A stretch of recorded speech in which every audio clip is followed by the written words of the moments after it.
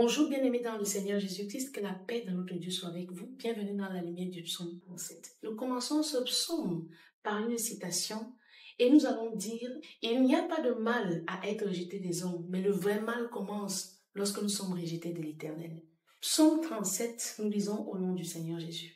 De David. Ne t'irrite pas contre les méchants, n'envie pas ceux qui font le mal, car ils sont fauchés aussi vite que l'herbe, ils se flétrissent comme le gazon vert. Nous avons lu à la lumière du psaume 36 qui était le méchant et qui était le juste. Aujourd'hui, le psaume 37, dans sa lumière, vient te réconforter dans le choix que tu as fait. Est-ce que tu as choisi d'être un enfant de Dieu pendant que les jeunes de ton âge vont en boîte de nuit? Tu as bien fait de te séparer pour l'Éternel. Est-ce que tu as décidé, au lieu d'écouter ce que te dictent tes émotions, mais de mettre ta confiance en l'Éternel? Tu as bien fait et tu en auras les bénéfices. Nous avons dit les 7 avantages qu'il y a à garder la parole de Dieu dans son cœur à la lumière du psaume 36. Et lorsque nous sommes arrivés à son dénouement, nous avons compris que c'est une histoire de choix, car la vie est une question de choix et le salut est individuel.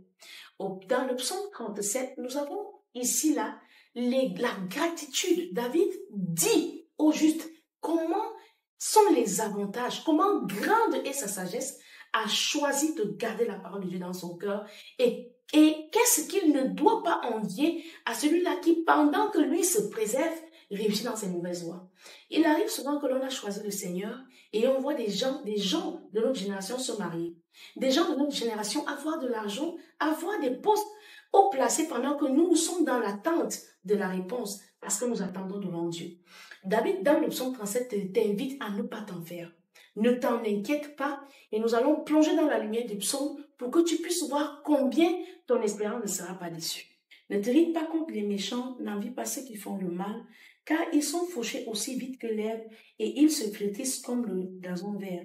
Confie-toi en l'Éternel et pratique le bien. Nous avons vu que le méchant, c'est celui qui rejette la parole et le juste, c'est celui qui pratique le bien, celui qui garde les préceptes de l'Éternel. Aie le pays pour demeure et la fidélité pour pâture. Fais de l'Éternel tes délices et il te donnera ce que ton cœur désire. En d'autres termes, fais de la parole de Dieu tes délices et elle a la capacité de produire le désir de ton cœur. Recommande ton sort à l'Éternel, mets en lui ta confiance et il agira. Quand on va prélever des petites portions de versets dans ce psaume, on va plutôt l'utiliser comme des promesses rattachées à la foi. Mais si tu n'as pas l'explication pour te positionner, tu ne pourras pas recevoir. Parce que ce que tu ne peux pas voir en esprit, tu ne peux pas le posséder physiquement. Il y a que les choses spirituelles sont supérieures aux choses physiques. Donc, aller comme ça dans l'explication d'un psaume, dans l'exercice de ta foi, ça te permettra désormais de lire le psaume avec une capacité à être fécondé par la parole. Parce que tu es dans l'expectative, car c'est dans cette attitude qu'on lit la parole. On ne lit pas la parole comme si on parcourait un journal. On ne lit pas la parole comme si on entendait les exploits d'autres personnes dans le passé. On lit la parole pour que la parole dans l'intimité avec nous, nous produise les 7 avantages qui découlent à la lumière du psaume 36. Aujourd'hui, nous sommes dans le psaume 37, nous poursuivons notre lecture. Il fera paraître ta justice comme la lumière et ton droit comme le soleil à son midi. Garde le silence devant l'Éternel et espère en lui. Ne t'irrite pas contre celui qui réussit dans ses voies, contre l'homme qui vient à bout de ses mauvais desseins. Laisse la colère et abandonne la fureur. Dieu sait que lorsque nous avons décidé de vivre dans la sanctification et que celui qui marche dans l'iniquité prospère, cela nous met en colère. Dieu le savait. Et c'est pourquoi il dit abandonne cette colère-là.